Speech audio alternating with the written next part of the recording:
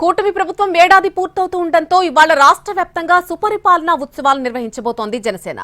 జనసేన జెండాలు రెపరెపలాడేలా వాకిళ్లను రంగవల్లులతో అలంకరించేలా ఏర్పాట్లు చేస్తున్నారు. ప్రతి గ్రామంలో, ప్రతి వార్డులో, ప్రతి నగరంలో జనసేన శ్రేణులు ఈ ఉత్సవాలను జరుపుకోబోతున్నారు. ఈ వేడుకలన్నింటినీ కూడా సోషల్ మీడియాలో భారీ డిజిటల్ క్యాంపెయిన్ రూపంలో ప్రదర్శించబోతున్నారు. మరొక వైపు సార్వత్రిక ఎన్నికల ఫలితాలు వచ్చిన జూన్ 4వ తేదీనే వెన్నుపోటు దినంగా నిర్వహించాలని మరొక వైపు వైసీపీ నిర్ణయం తీసుకుంది. ఏ హామీలైతే ఇచ్చి కూటమి అధికారంలోకి వచ్చిందో అవి నెరవేర్చకుండా వెన్నుపోటు పొడిచారని, అందుకే జూన్ 4న వెన్నుపోటు దినం నిర్వహిస్తామని వైసీపీ అధినేత జగన్ ప్రకటించారు.